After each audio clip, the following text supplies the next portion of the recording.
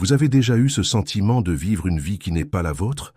Vous vous réveillez, vous allez travailler, vous remplissez vos obligations, vous souriez quand il faut sourire, vous dites ce qu'on attend que vous disiez, et à la fin de la journée, quand vous êtes seul dans le silence de votre chambre, cette sensation terrible vous frappe, celle de gaspiller votre existence entière en étant quelqu'un que vous n'avez même pas choisi d'être.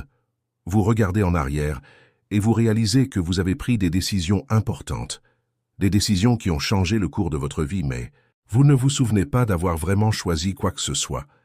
C'était comme si vous suiviez un script invisible, obéissant à des commandements que personne n'a prononcés à voix haute, mais que tout le monde semble connaître. Et plus vous y pensez, plus cela devient étouffant, parce que vous commencez à réaliser que peut-être vous n'avez jamais été vraiment libre. Peut-être que tout ce que vous croyez sur vous-même, vos désirs, vos rêves, vos peurs, tout cela n'est qu'un reflet de ce que le monde a déposé en vous depuis que vous êtes né. Si vous ressentez ce vide, cette angoisse sourde de ne pas vous appartenir, alors restez avec moi. Parce que ce que je vais vous montrer aujourd'hui va transformer radicalement votre compréhension de qui vous êtes et de ce qu'est vraiment la liberté. Il y a quelque chose de profondément troublant dans la façon dont nous vivons nos vies. Nous nous levons chaque matin avec l'impression d'être des individus libres, faisant nos propres choix, suivant nos propres désirs. Mais si vous prenez un moment pour vraiment observer votre journée, pour vraiment examiner vos pensées, vos réactions, vos envies, vous allez découvrir quelque chose d'assez terrifiant. La plupart de ce que vous faites, de ce que vous pensez, de ce que vous voulez, ne vient pas vraiment de vous. C'est comme si vous étiez habité par des voies qui ne sont pas les vôtres, des règles que vous n'avez jamais acceptées consciemment, des jugements que vous portez sur vous-même, sans savoir d'où ils viennent.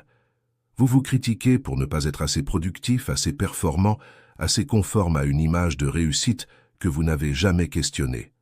Vous vous comparez aux autres, vous vous sentez inadéquat, vous essayez désespérément de corriger ce qui cloche en vous, mais vous ne vous demandez jamais qui a décidé que quelque chose clochait, qui a établi les critères, qui a défini ce que vous devriez être.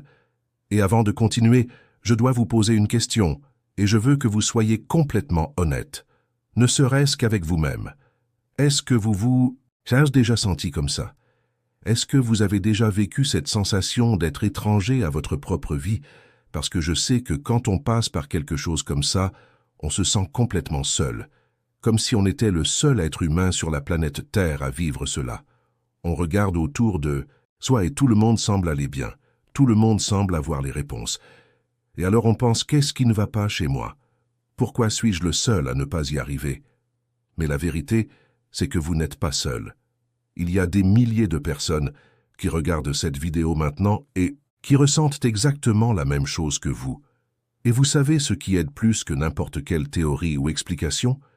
C'est de réaliser que d'autres personnes comprennent, que d'autres personnes vivent cela aussi. Alors descendez dans les commentaires et écrivez juste ça. Écrivez « Je vis ». Cela maintenant. Vous n'avez pas besoin de donner des détails si vous ne voulez pas. Vous n'avez pas besoin de raconter toute votre histoire. Juste cette phrase suffit. Parce que quand vous écrivez cela, vous ne faites pas que vous confier. Vous dites à quelqu'un d'autre qui va lire votre commentaire « Toi non plus, tu n'es pas seul ». Et cela peut être exactement ce que quelqu'un avait besoin d'entendre aujourd'hui. Ce que la plupart des gens ne comprennent pas, c'est que nous sommes tous pris dans un système invisible de contrôle qui fonctionne non pas en nous forçant physiquement, mais en façonnant la manière dont nous nous percevons nous-mêmes. C'est ce que Michel Foucault a passé sa vie à dévoiler. Il a montré que le pouvoir ne fonctionne plus comme autrefois, avec des rois qui donnent des ordres et des soldats qui les font respecter. Non, le pouvoir moderne est beaucoup plus subtil, beaucoup plus efficace et beaucoup plus difficile à combattre, précisément parce que nous ne le voyons pas. Le pouvoir moderne ne vous dit pas quoi faire. Il vous fait croire que vous choisissez librement de faire ce qu'il veut que vous fassiez. Il transforme votre propre conscience en gardien de prison. Vous devenez votre propre surveillant, votre propre juge, votre propre bourreau. Vous intériorisez les normes, les règles, les attentes de la société, au point où vous n'avez même plus besoin qu'on vous les rappelle. Vous les appliquez vous-même, automatiquement, sans y penser. Vous vous levez tôt parce qu'il faut être productif. Vous optimisez votre temps parce qu'il faut être efficace. Vous travaillez sur vous-même parce qu'il faut toujours s'améliorer. Et tout cela vous semble normal, vous semble être votre propre volonté, alors que c'est le résultat d'un conditionnement profond qui a commencé dès votre plus jeune âge. Foucault appelait cela les technologies du soi, ces techniques et ces pratiques par lesquelles nous nous façonnons nous-mêmes selon les normes de notre époque. Nous croyons être des individus libres et autonomes, mais en réalité, nous sommes le produit de discours, d'institutions, de savoirs qui nous ont constitués de l'extérieur. L'école vous a appris à rester assis pendant des heures, à obéir à une autorité, à évaluer votre valeur à travers des notes et des classements. Le travail vous a appris que votre temps a un prix, que votre existence se mesure à votre productivité, que votre identité se confond avec ce que vous produisez. Les médias, la publicité, les réseaux sociaux vous ont appris à vous comparer constamment aux autres, à juger votre apparence, à surveiller votre image, à performer une version acceptable de vous-même. Et le plus terrible, c'est que vous avez intégré tout cela si profondément que maintenant vous le faites à vous-même, sans qu'on ait besoin de vous y contraindre. Vous êtes devenu le gardien de votre propre cage. Vous vous punissez quand vous ne correspondez pas aux attentes. Vous vous corrigez quand vous déviez de la norme. Vous vous disciplinez pour rentrer dans le moule. Et vous appelez cela croissance personnelle, développement de soi, amélioration continue. Mais qui a décidé dans quelle direction vous devez grandir? Qui a établi ce que signifie être une meilleure version de vous-même?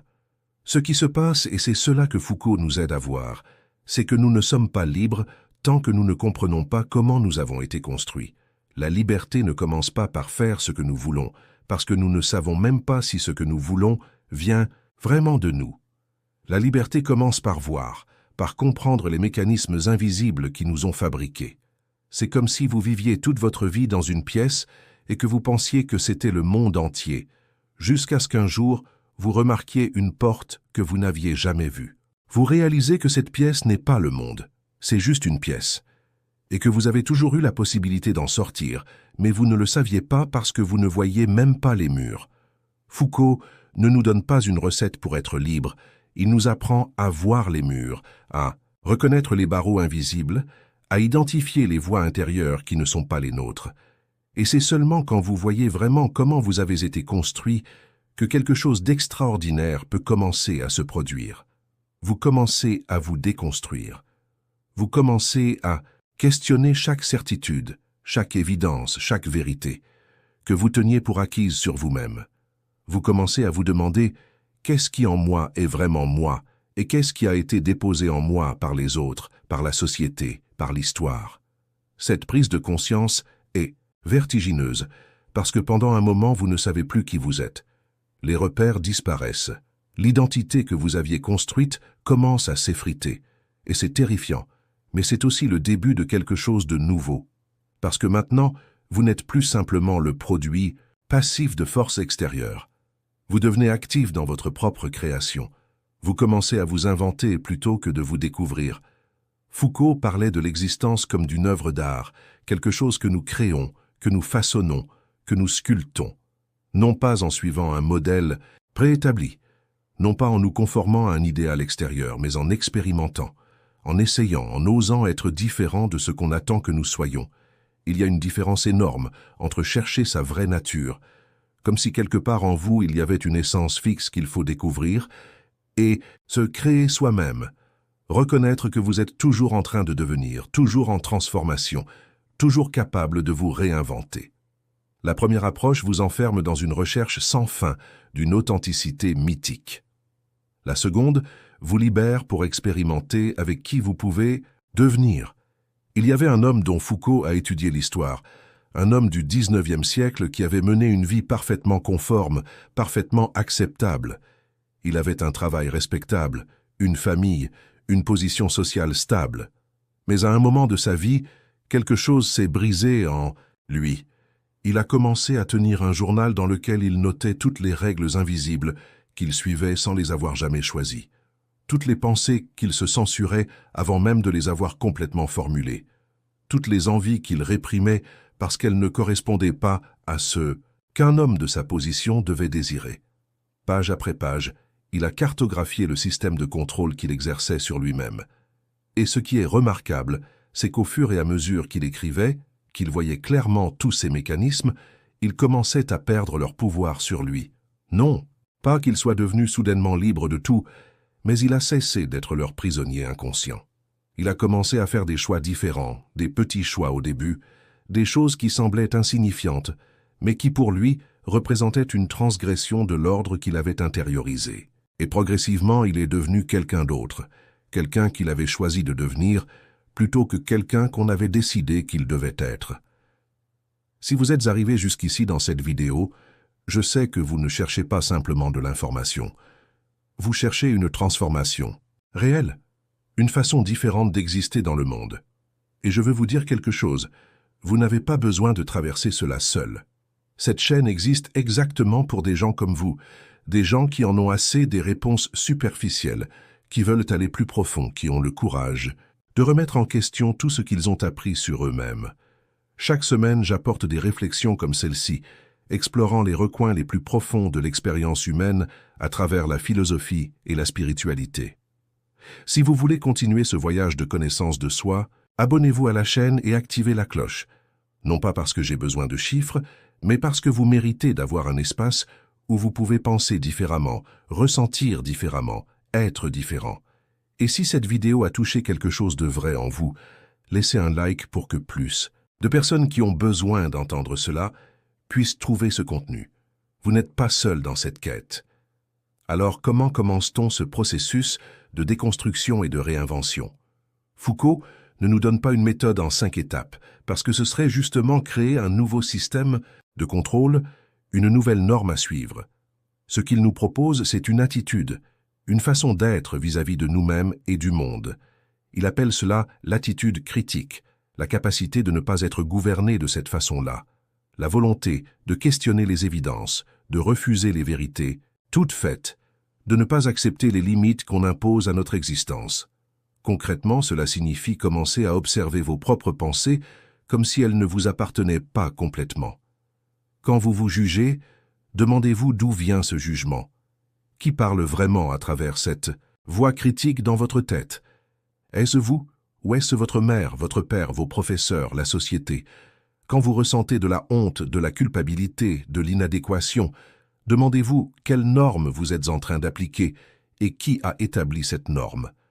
Quand vous pensez savoir qui vous êtes vraiment, rappelez-vous que cette identité a été construite, qu'elle n'est pas naturelle, qu'elle n'est pas immuable, qu'elle peut être défaite et refaite.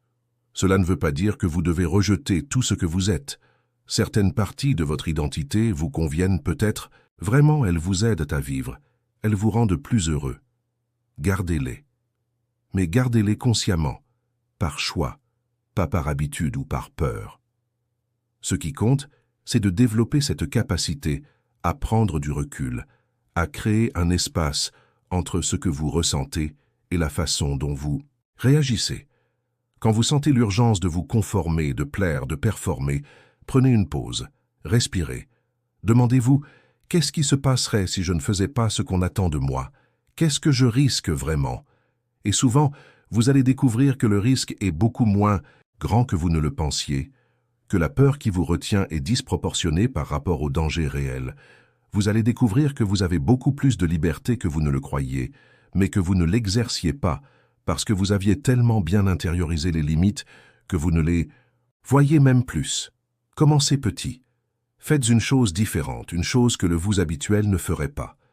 Dites non quand vous avez l'habitude de dire oui. Exprimez une opinion que vous gardez d'habitude pour vous. Passez une journée sans optimiser votre temps, sans être productif, sans vous améliorer. Juste pour voir, juste pour expérimenter. Et observez ce qui se passe en vous.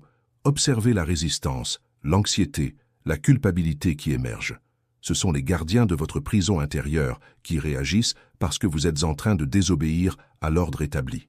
Mais observez aussi la légèreté, l'excitation, le sentiment de liberté qui peuvent apparaître, même fugacement.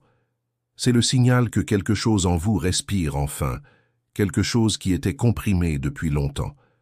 Comprenez que ce processus n'est pas linéaire, qu'il n'a pas de fin, qu'il ne vous mènera pas à un état final de liberté absolue, où tous vos problèmes seront résolus. La liberté, selon Foucault, n'est pas un état, c'est une pratique, quelque chose que vous devez exercer constamment, parce que les forces qui cherchent à vous normaliser, à vous conformer, à vous contrôler, ne disparaissent jamais. Elles évoluent, elles prennent de nouvelles formes, elles deviennent plus subtiles. Aujourd'hui, par exemple, le contrôle passe souvent par le langage du bien-être, de l'authenticité, de la réalisation de soi. On vous dit d'être vous-même, mais en réalité, on vous vend une version acceptable de vous-même, une version qui consomme, qui produit, qui ne dérange pas trop l'ordre établi. Alors même votre rébellion peut être récupérée, transformée en marchandise, vidée de son potentiel transformateur. C'est pourquoi il faut rester vigilant, continuer à questionner, continuer à résister, même et surtout quand vous pensez avoir trouvé la réponse. Il y a quelque chose de profondément libérateur dans cette idée que vous ne comprenez vraiment cela qu'une seule fois, et que cette compréhension change tout. Pas que vous ayez une révélation mystique et que soudainement tout devienne clair et facile, mais qu'à un moment, vous voyez vraiment, vous voyez comment vous vous êtes construit et comment vous pouvez vous déconstruire. Vous voyez que vous n'êtes pas condamné à être toujours la même personne, à répéter les mêmes schémas, à vivre selon les mêmes règles. Vous voyez que la cage était ouverte depuis le début, mais que vous ne le saviez pas parce que vous ne regardiez pas dans cette direction. Et une fois que vous voyez cela, vous ne pouvez plus ne pas le voir. Vous ne pouvez plus retourner à l'innocence de celui qui croit simplement être ce qu'il est, qui pense que ses désirs sont naturels, que ses choix sont libres, que son identité est donnée. Vous entrez dans une zone d'inconfort permanent parce que maintenant vous savez que vous êtes responsable de qui vous devenez. Vous ne pouvez plus blâmer les circonstances, l'éducation, la société, même si tout cela a joué un rôle. Vous ne pouvez plus vous cacher derrière l'idée que vous êtes victime de forces qui vous dépassent. Vous êtes impliqué dans votre propre création, et cette implication est à la fois terrifiante et exaltante. Ce que Foucault nous rappelle, c'est que nous ne sommes jamais complètement déterminés, jamais complètement libres non plus, mais toujours dans cet espace intermédiaire où quelque chose est possible, où un mouvement peut se produire. C'est dans cet espace que commence vraiment votre liberté, pas comme un grand geste héroïque de rupture totale avec tout ce qui vous a précédé, mais comme une série de petites désobéissances, de micro-résistances, de déplacements subtils qui, accumulés, finissent par créer une vie différente. Une vie que vous n'avez peut-être pas complètement choisie, parce qu'on ne choisit jamais tout, mais une vie dans laquelle vous êtes présent, actif, conscient. Une vie où vous n'êtes plus simplement agi par des forces invisibles, mais où vous participez activement à votre propre transformation. Et c'est cela que signifie vraiment comprendre ce que Foucault nous enseigne. Ce n'est pas une leçon qu'on apprend intellectuellement et qu'on applique ensuite. C'est une transformation de votre rapport à vous-même, une nouvelle façon d'habiter votre existence, de vous tenir dans le monde. Vous commencez à vous voir non pas comme une chose fixe, mais comme un processus, comme quelque chose qui est toujours en train de se faire. Et dans cette fluidité, dans cette ouverture permanente à la transformation, vous trouvez une forme de liberté qui n'est pas l'absence de contraintes, mais la capacité de négocier avec ces contraintes, de les déplacer, de les transformer, de créer des espaces de jeu là où il semblait n'y avoir que de la nécessité.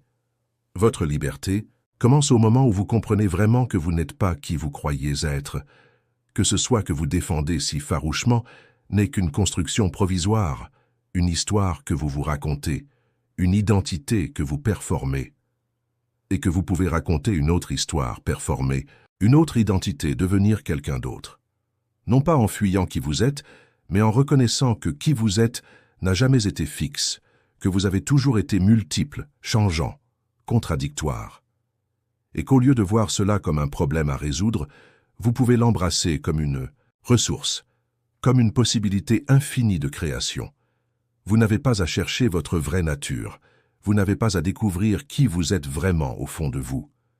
Vous pouvez simplement commencer à vous inventer, jour après jour, choix après choix, en tenant compte de ce que vous avez hérité, mais sans en être prisonnier, en reconnaissant les forces qui vous ont façonné, mais en refusant qu'elles vous définissent complètement, en acceptant que vous soyez toujours en partie déterminé, mais en insistant sur le fait qu'il y a toujours aussi une part de vous qui peut résister, qui peut dévier, qui peut créer quelque chose de nouveau.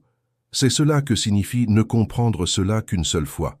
C'est un moment de clarté absolue où vous voyez que vous êtes à la fois le produit et le producteur de votre vie, que vous êtes construit et constructeur, que vous êtes déterminé et libre, et que cette tension n'est pas une contradiction à résoudre, mais la condition même de votre existence humaine.